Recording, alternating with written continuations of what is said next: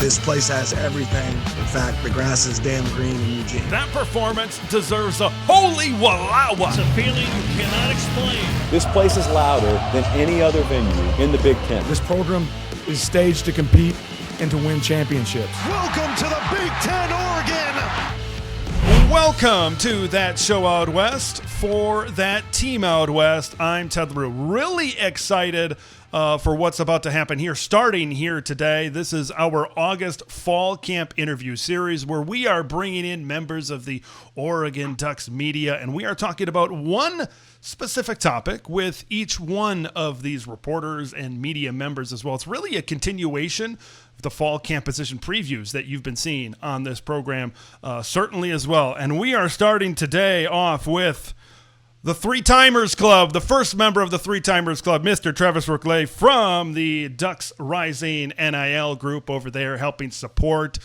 the Oregon Ducks football community as well, as spending all kinds of great content, certainly over there as well. You know, Travis, I was kind of thinking about a topic I wanted to talk about, roster construction, considering your connection with what you're doing with the staff over there. I figured it was a great topic to kind of start this thing off with, this series off with, and certainly to be able to talk to you about here today. Now, let's just start and let's just dive into it with position groups. Which position groups excite you the most? Which ones do you think are maybe some of the deeper position groups? Which ones do you think are some of the thinner position groups that where maybe depth is a little bit of a concern? We'll kind of start the conversation right there. Yeah, for sure. First of all, thanks for having me on. Proud to be a three-time member, and just excited to be talking some ball. Let's do it. It feels like the season's so close. We made it through long months. Yeah, I mean, I think that when it comes to rooms you're excited about and depth within the program, I think for me, honestly, I started running back. Probably not one that a lot of fans identified, but I think you've seen with the length of seasons, you've seen with the game changing a little bit, depth in that room and having a true, like, three playable guys, which I feel like we haven't had in a little bit, is going to be huge for this roster. So when I look at bringing in Mekhi Hughes, who I think is going to have an amazing season, I think the way he runs fits incredibly well for us. You bring back a guy in Noah Whittington, and then you combine that with amazing things I've heard about Dink Riggs. I think that you really have, for the first time in at least a few years, and probably more than that, you have three playable guys back there. And we've seen in years past, when we get deep into seasons and in these must-win games, we've had our best running backs dinged up. I don't know how many fans could tell firsthand, but Bucky was not healthy in 23 against Washington. Jordan James was dealing with stuff down the end of the season last year.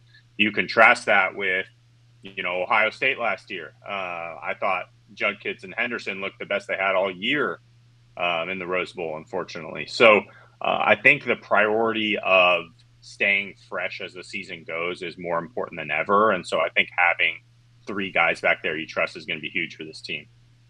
Yeah, absolutely. You talk about that depth and the freshness. That's such a big part of that as well. For me, I love where the defensive line is sitting right now. I just think that group is so deep, so deep. You bring in Bear Alexander, you get Amari Washington on that group, and then if you kind of branch out to the edge position as well with Tuioti, with Mateo, with Blake Purchase, with Elijah Rushing, and then now we work ourselves back to the inside with that depth with Tion Gray, with some of these guys, Terrence Green, that I'm like, you look at these guys, they're 6'3", they're 6'4", they're 320, they're 330 pounds. That's some Big Ten beef, right? Those are certainly some big boys out there right now. What are kind of some of the position groups that you think of, like, hey, maybe if there's an injury, maybe if there's a couple of injuries where things could get a little bit concerning? The one that I kind of really comes up to me is the tight end. If you get an injury to maybe Sadiq or Jamari Johnson, you kind of go down to Roger Salapaga, you go down to Zach Grace and Pugliano, and some of these guys, and maybe there's a little bit of a drop off. What are ones that you're kind of looking at where maybe, hey, if there is an injury, that there could be a little bit of concern with that specific group?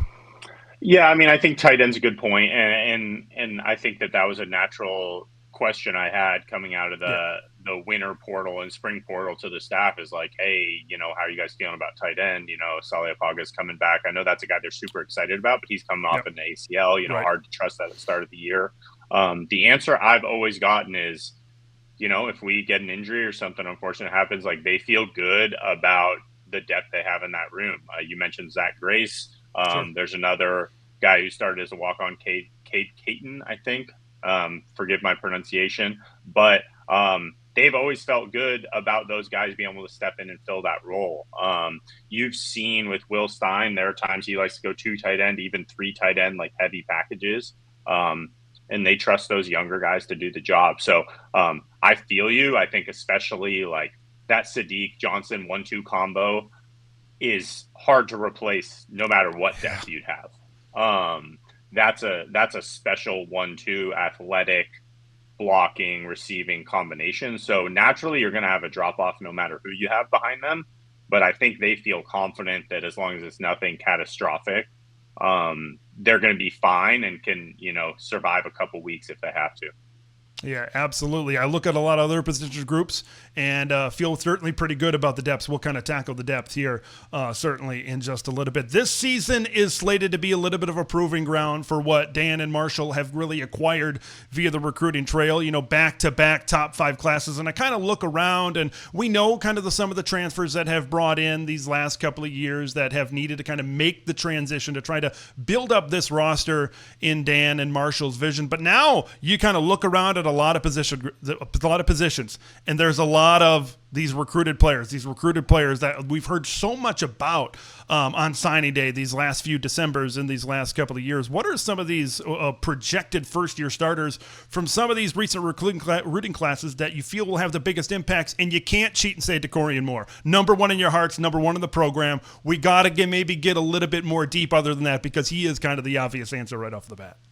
For sure. And I mean, I think he's starting to become a household name. I think like a guy like Ken Sadiq is also too easy of an answer, but I want to make sure he gets the shout. I mean, for me, I think first of all, I think Amari Washington does not get enough excitement, respect, shine when it comes to the job he's about to do. You mentioned his name earlier. I mean, he's going to be the main guy that steps in on a defensive line that lost a bunch of dudes to the NFL. And I'm with you. I don't think we're going to lose a beat because of it. So I think that speaks to him and his ability. I think there's a real chance he, unfortunately, will leave after this year because he has such a great year. Beyond that, I go to the secondary immediately. I mean, there are so many young dudes back there that are ready to play and have to play. I start with Ife Obadegwu. I think if he could have, he would have played last year. I think he's that talented and the staff loves him that much. So I think that's going to be one that you're going to see a lot of and probably early. I project him to be a starter right now as a redshirt freshman. I think Kingston Lopa is in the same situation. I mean, the fact that the staff trusted him and, at that time, their biggest game of the year, the Big Ten championship, to match up with a first-round tight end tells you about his skill set and versatility, but more so like the trust. I mean, there's plenty of guys who have skill in our, recruiting classes and the guys we're bringing in. It's the trust to know the playbook, trust to know the situation.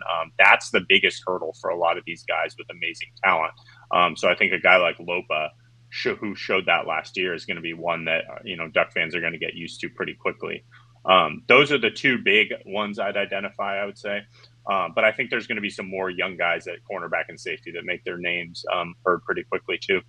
Oh, yeah, you could just throw out the secondary. I mean, look at how they've recruited these last couple of years, and certainly they're doing pretty darn good in 26 as well. And you kind of look to that room. Of course, they brought in Dylan Thieneman as a transfer, but there's a lot of recruited guys in that room and certainly a lot to be excited about. So you got to think not only this season, but in the years to come, that the guys that they've been able to sign in December, they are going to make that group and really elevate that group back there, certainly in the secondary as well. I'm very intrigued to see how much of a jump that Devin Jackson can certainly make at linebacker next to Bryce Betcher. We certainly saw him a good amount last year. Pound for pound might be the fastest guy on the team. Pound for pound might be one of the best athletes on the team. Boy, if he takes a significant jump this year, I think that that could be really exciting. He's kind of a freakish athlete over there on the defensive side of the ball. So we talk about recruits and this whole transfer or in this whole roster construction. Kind of spoiled what I'm about to talk about next. Let's talk about transfer guys right now. They brought in the top transfer class in the Big Ten, lower numbers, but just kind of like the 26 guys. When we're talking about recruiting, we're talking about quality,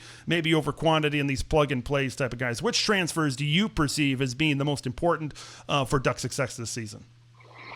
Yeah, I mean, obvious answer is the offensive line. I mean, you're probably going to rely on 3 of them, but I feel like that's been discussed ad nauseum.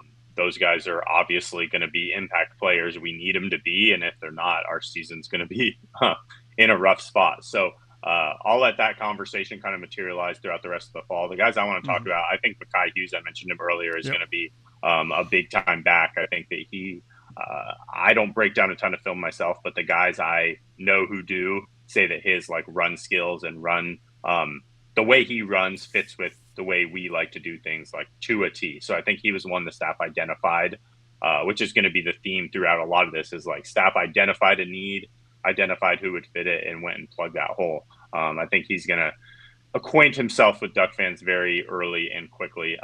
One that's not being discussed a lot, and also one we mentioned a little earlier, was Jamari Johnson. I think in a class with a bunch of like highly discussed national guys, Jamari Johnson coming off a little bit of an injury, didn't have huge production at Louisville.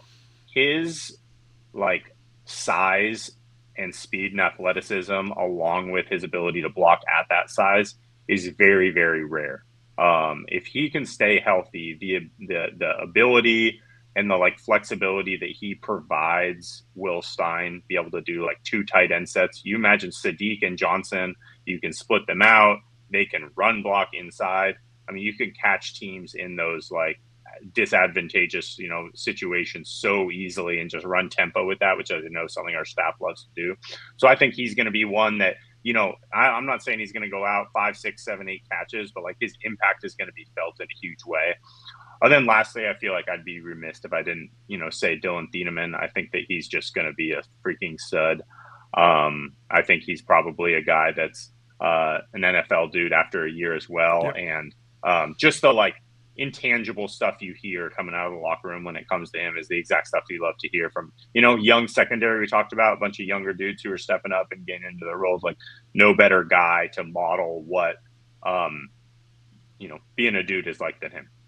I'm so glad you mentioned what you did with Jamari Johnson, because I've kind of been talking about that, especially with the injury to Evan Stewart on the outside. We saw Sadiq kind of line up in the slot and kind of line about wide a little bit. If there's a lot of confidence in Jamari Johnson, maybe you could see Kenyon Sadiq split out wide a little bit more than maybe you would have seen because of the injury as well. And then you can put Jamari Johnson at that typical tight end spot as well, and that could really, really blend together. So that's something I'm really excited about. So, yeah, he's really flying under the radar. Nobody really talks about Jamari Johnson when they talk about some of the top transfers that are kind of coming into this team. Now, kind of like an overall roster construction point that I want to talk about, like we know now it is very different to construct a roster now with rev sharing. And of course we know about NIL and portal. Like this is stuff that Chip Kelly didn't have to worry about. Mark Helfrich didn't have to worry about. Willie Taggart for a year didn't have to worry about. Mario Cristobal for the most of part didn't have to worry about, because it's a very different era in how you build a roster right now. But what about the makeup? Once you have guys that have kind of come in here, and once you have the guys that are on the roster, how does this team look different? How is the structure changed from maybe different areas, and what are Dan and Marshall doing well in terms of the overall construction of this Ducks roster? I mean, you mentioned it earlier. My mind goes a couple of places. First of all, you can see it with the size on the defensive line. Yep. I mean, that is unique. I think that Mario began that process. I want to give them a little bit of credit there, but Dan and Marshall has supercharged that thing to a whole new level. I mean, you mentioned earlier the size in that room. Yep. Those guys, these are 6'3" and above. These are 300-pound plus big guys, and so I think that's that blueprint that Marshall comes from A&M, Georgia, Alabama. Dan comes from SEC country. I think you feel some of that impact there. The other thing that stands out to me is just like length and athleticism when it comes to the cornerback, like safety room. Yep. I think that transition is really finally true this year, but you've seen it in the bodies that they've recruited the last 2-3 years is like a true difference of like, we want size at cornerback, 6 foot and above ideally. And we're looking at like serious, like athletic traits when it comes to there. Some of our, toughest games I can think of as an Oregon fan the last few years, we've just had really, really struggled covering out of the slot at safety, sometimes at cornerback. And I think that has been identified, and hopefully moving forward, that won't be something that'll hurt us as much.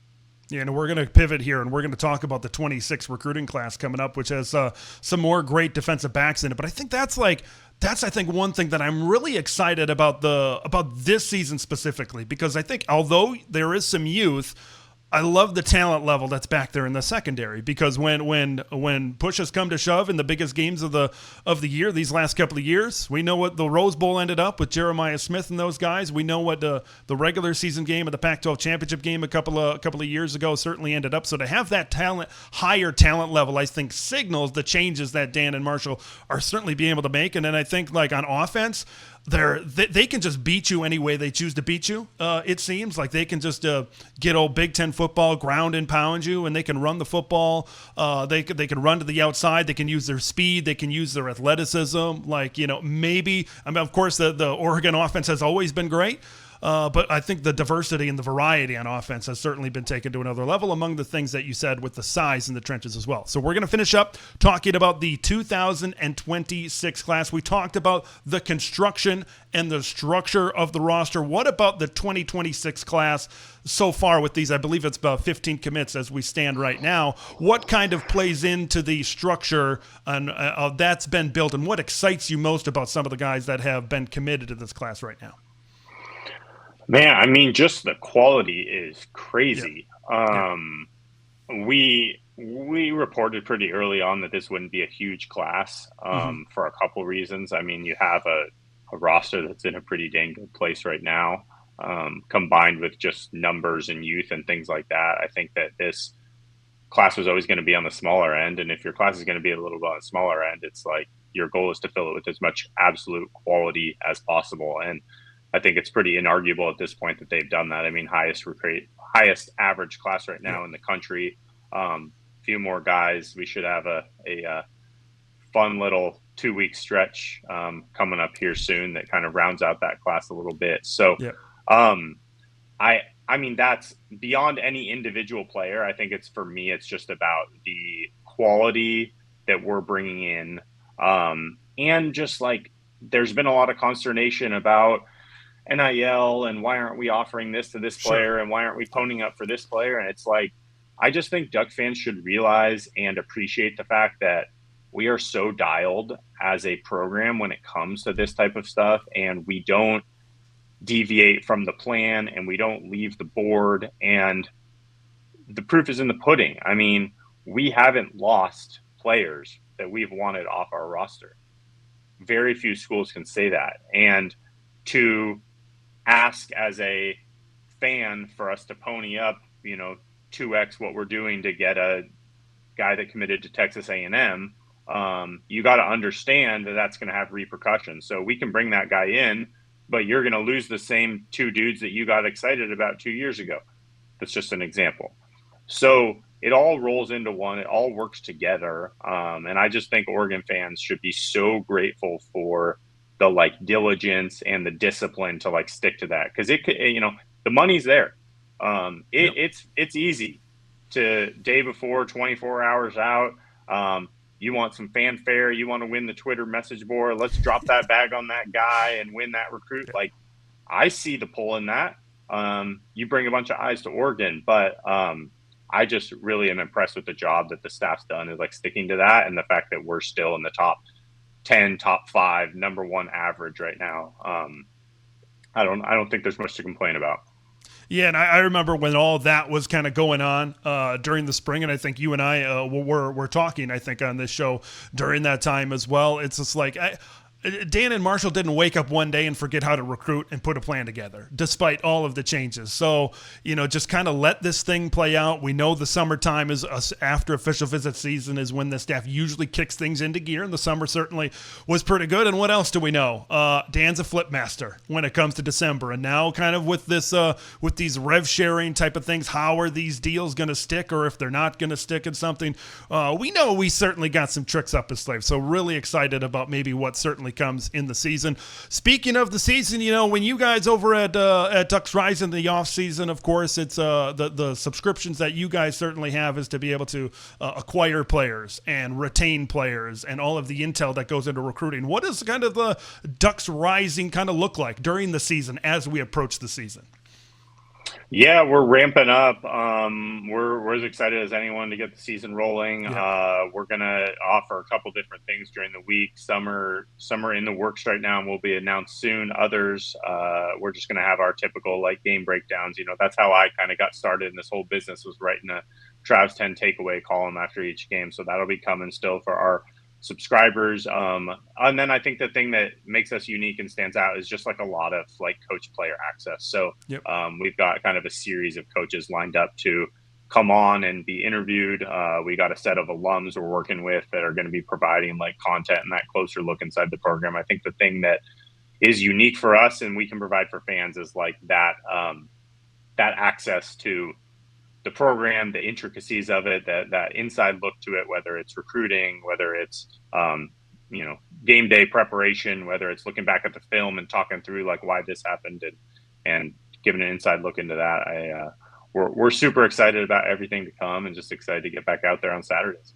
Yeah, we are. We're getting down there, certainly. August 30th, it all kicks off with the Montana State Bobcats coming into town. Our first fall camp interview series here in August wrapped up. Travis, always great to talk to you. Good to talk to you, Ted.